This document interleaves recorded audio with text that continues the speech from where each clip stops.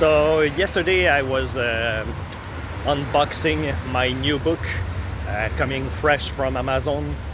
I ordered Boursoufle Pustule, and these are my samples.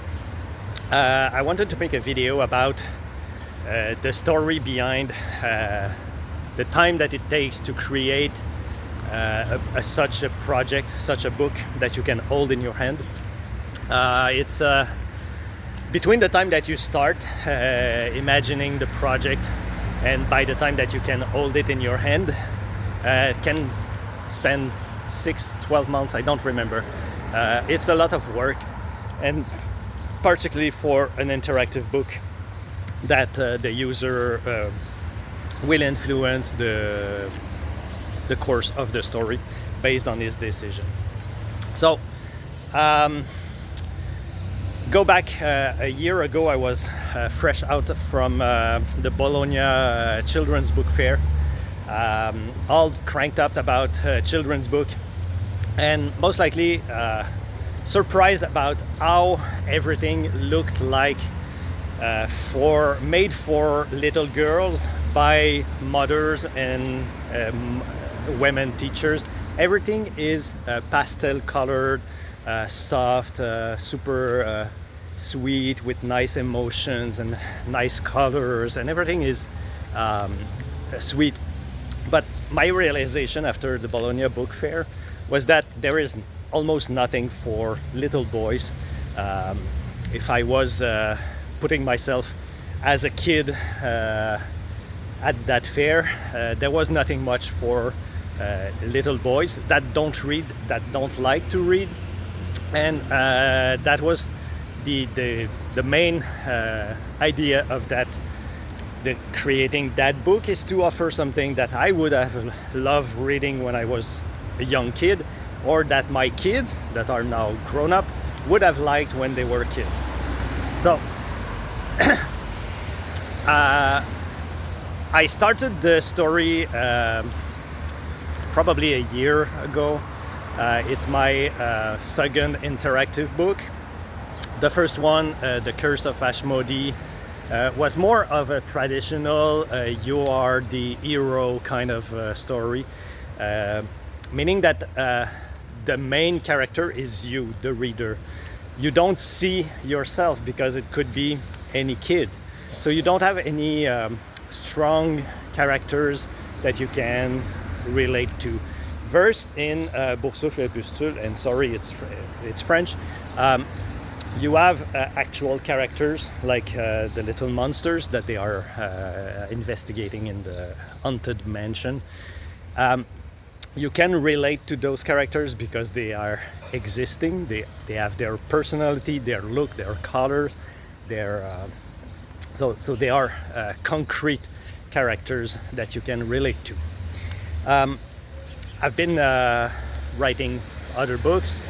I've been a contributor on books, and now in 2026, when that book goes to the market, I have changed as a creator, and my business has changed. I'm no longer pursuing that much children's book. I'm more into board games because I feel like children's book is ultra competitive. Prices are going down, and AI is mostly replacing illustrators in many cases. So I'm just focusing more on board games. It's more system thinking, graphical system integration, data integration.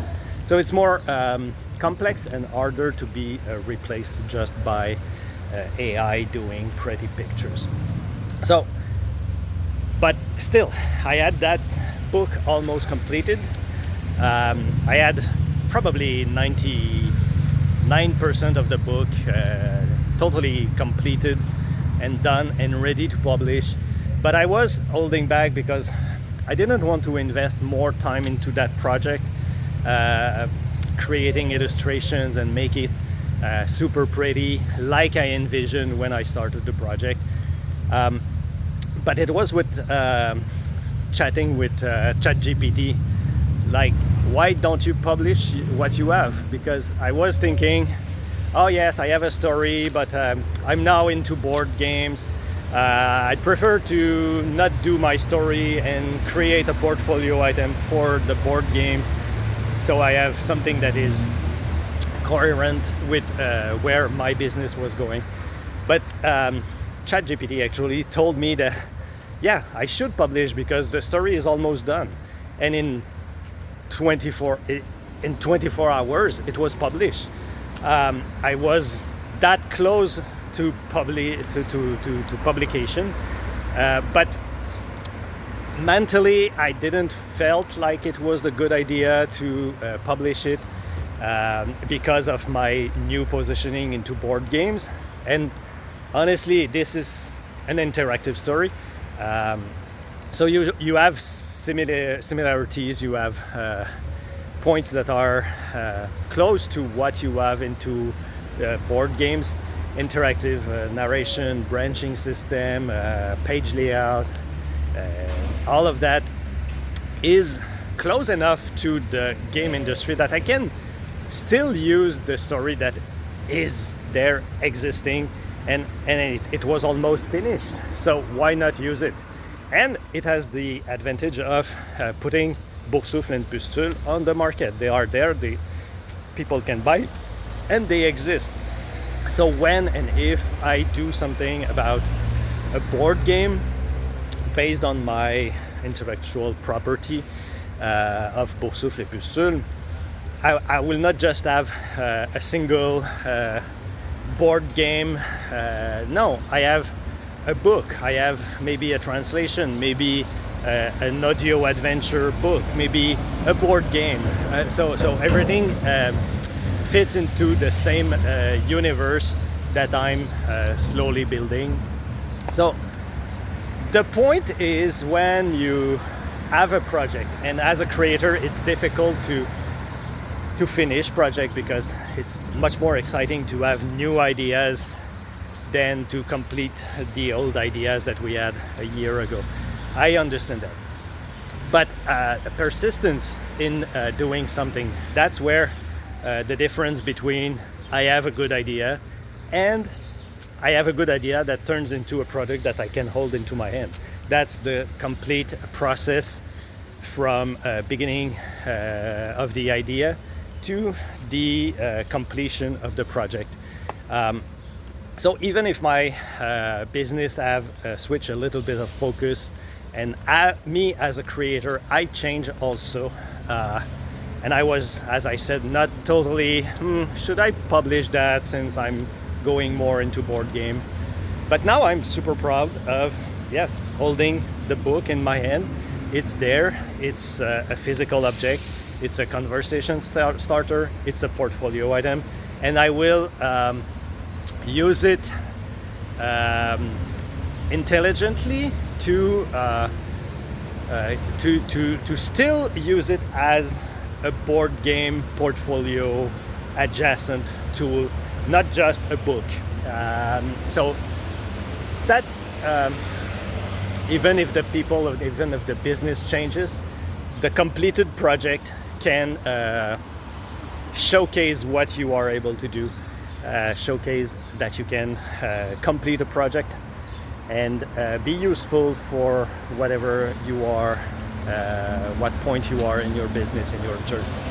So if you have a project, and if my experience can inspire you to finish your project, then just, yeah, go ahead and finish the project.